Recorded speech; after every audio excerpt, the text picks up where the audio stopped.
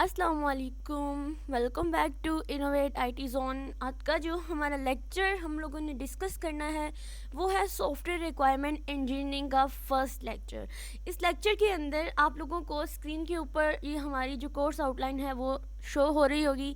इसका course code क्या है और ये हमारे पास किस कैटेगरी से आ रही है और इसकी प्री रिक्वेस्ट क्या थी, ठीक है। अब नेक्स्ट तो हमें इसको नहीं पढ़ना, लेकिन हम फाइनल ईयर प्रोजेक्ट के लिए इसको ज़रूर यूज़ करेंगे। इसका इस्तेमाल जो है वो हम लोग हर लिहाज से करेंगे। अब आप लोग ये सोच रहे होंगे कि हम लोग तो सॉफ्टवेयर इंजीनियरिंग चलो हमने पढ़ ली, तो रिक्वायरमेंट इंजीनियरिंग हम लोग किस लिए पढ़ रहे हैं। तो सबसे पहले तो मैं आप लोगों को ये बता दूं कि हम लोग रिक्वायरमेंट इंजीनियरिंग क्यों पढ़ रहे हैं। सॉफ्टवेयर इंजीनियरिंग में तो हमने देखा कि हम लोगों ने अपने सॉफ्टवेयर को या अपने किसी भी प्रोजेक्ट को डेवलप करने के लिए हम लोगों ने कौन कौन से स्टेप्स लेने हैं, कौन कौन से प्रोसेस लेने हैं।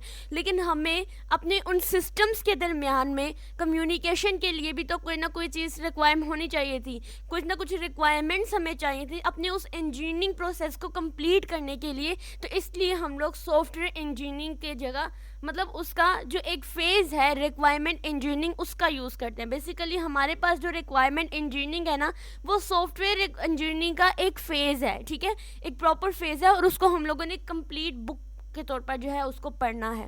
ये आपके सामने आउटलाइन रिप्रेजेंट हो रही है, जिसमें सबसे पहले ही इंट्रोडक्शन में रिक्वायरमेंट इंजीनियरिंग का है। उसके बाद सॉफ्टवेयर रिक्वायरमेंट के अंदर कौन कौन सी चीज़ें आ रही हैं, जैसे उसकी करेक्टरिस्टिक्स हैं, उसके रिक्वायरमेंट प्रोसेसेस हैं, उसके लेयर्स हैं, लेवल्स हैं, ठीक है। ये पूरी की पूरी आउटलाइन जो है वो इंशाल्लाह हम लोग पेपर से पहले ही कवर कर लेंगे, ठीक है।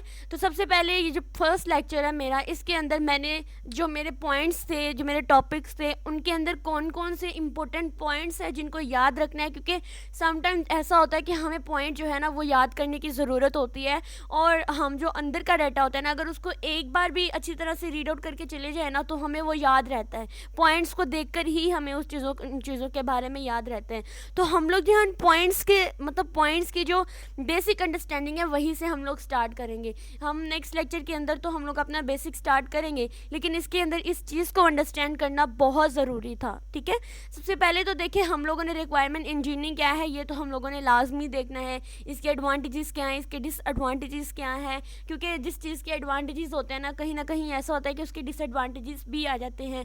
इसकी करेक्टरिस्टिक्स क्या है, और एक रियल लाइफ एग्जांपल हम लोग करेंगे, ठीक है। ये ऐसे पॉइंट्स हैं जो हम लोग हार्ड पॉइंट्स के अंदर करेंगे, ठीक है, ये आप लोगों ने याद रखने हैं।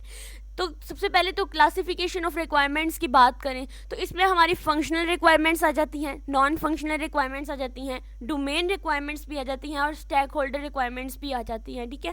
उसके बाद रिक्वायरमेंट प्रोसेस की बात करें तो ये जो आपको ये सारे साथ में ये नंबरिंग नज़र आ रही है ना, तो ये हमारे ये आउटलाइन वाले ही हैं, ठीक है। ये टॉपिक्स हैं, इनके अंदर जो पॉइंट्स क्या क्या हमने लिखना है वो मैंने यहाँ पर एक्चुअली मैं आप लोगों को डिस्प्ले करा रही हूँ, ठीक है। रिक्वायरमेंट प्रोसेसेस के अंदर हमारी इलिसिटेशन आ जाती है, एनालिसिस आ जाती है, स्पेसिफिकेशन आ जाती है, वैलिडेशन आ जाती है, मैनेजमेंट आ जाती है। उसके बाद लेवल्स और लेयर्स की बात करें तो इसमें हमारे पास 3 लेवल्स ऑफ रिक्वायरमेंट्स भी आ जाती हैं, 4 लेवल भी आ जाती हैं, और भी लेयर्स आ जाती हैं, लेकिन हम इसके अंदर 4 को ही पढ़ेंगे। सबसे पहले हमारी बिजनेस रिक्वायरमेंट है, फिर हमारी यूज़र रिक्वायरमेंट, सिस्टम रिक्वायरमेंट्स, और फिर सॉफ्टवेयर की क्या रिक्वायरमेंट्स है वो हम लोग डिस्कस करेंगे। उसके बाद रिक्वायरमेंट करेक्टरिस्टिक्स की बात करेंगे, जिसमें हमारी कंसिस्टेंसी आ जाती है, कंप्लीटनेस आ जाती है, करेक्टनेस आ जाती है, वेरीफिएबिलिटी आ जाती है, और मॉडिफिलेबिलिटी भी आ जाती है। एक रिक्वायरमेंट्स की क्या क्या करेक्टरिस्टिक्स होनी चाहिए कि वो कंसिस्टेंट होना चाहिए, वो कंप्लीट होना चाहिए, करेक्ट होना चाहिए, उसके बाद वो वेरीफाई होना चाहिए, और फिर हम उसको मॉडिफाई भी कर सकते हैं। उसके बाद एनालाइजिंग द क्वालिटी रिक्वायरमेंट्स की क्वालिटी को कैसे हम एनालाइज कर सकते हैं, जैसे आइडेंटिफाई द क्वालिटी एट्रीब्यूट्स, ठीक है, उसके जो एट्रीब्यूट्स होते हैं उनको आइडेंटिफाई करके, क्वालिटी क्राइटेरिया क्या है उस चीज़ को मेजर करके, और फिर जो trades off between conflicting quality attributes है ना उनको एनालाइज करके। उसके बाद रिक्वायरमेंट्स वैल्यूएशन आ जाती है, जिसमें tracing changings to requirements over time, ठीक है, मैनेजिंग वरीइंग एंड बेसलाइन जो होती है ना उसको। उसके बाद रिक्वायरमेंट ट्रेसिबिलिटी आ जाती है, रिक्वायरमेंट प्रायोरिटाइजेशन आ जाती है, ट्रेड ऑफ एनालिसिस आ जाती हैं, ठीक है। तो उसके बाद risk analysis and impact analysis आ जाते हैं, रिक्वायरमेंट्स मैनेजमेंट आ जाते हैं, और ये सारे अंदर इनके पॉइंट्स आप लोगों ने याद करने हैं।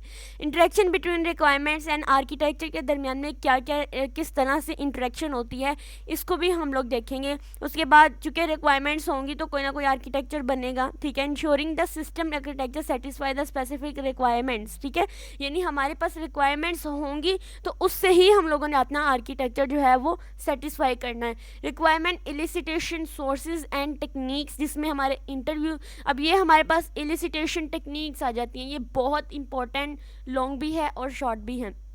उसके बाद रिक्वायरमेंट स्पेसिफिकेशन एंड डॉक्यूमेंटेशंस, ठीक है, जिसके अंदर use cases, use stories, functional specification, requirements documents, इनको डिस्कस करेंगे। रिक्वायरमेंट्स वैलिडेशंस एंड टेक्निक, जैसे एलिसिटेशन टेक्निक है, इसी तरह वैलिडेशन टेक्निक्स भी हैं, ठीक है। उसके बाद मैनेजमेंट ऑफ द रिक्वायरमेंट, तो ये हमारे पास जो पॉइंट्स हैं इसमें हम लोग देखेंगे कि हम किस तरह से रिक्वायरमेंट्स को मैनेज करते हैं, ठीक है, किस तरह से उनके डिफरेंट टाइप्स को ऑर्गेनाइज करेंगे। फिर हमारी जो एजाइल रिक्वायरमेंट इंजीनियरिंग प्रैक्टिसेस ना, उनको हम लोग देखेंगे।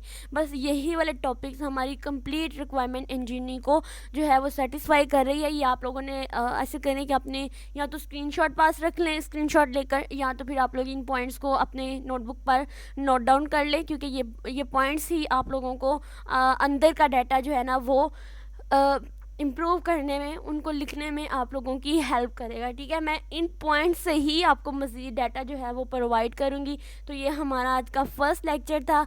अगर आप लोगों को वीडियो अच्छी लगी हो तो इसको लाइक कर दें और ज़्यादा से ज़्यादा अपने फेलोज़ के साथ शेयर करें, क्योंकि हमारे चल रहे हैं फाइनल्स।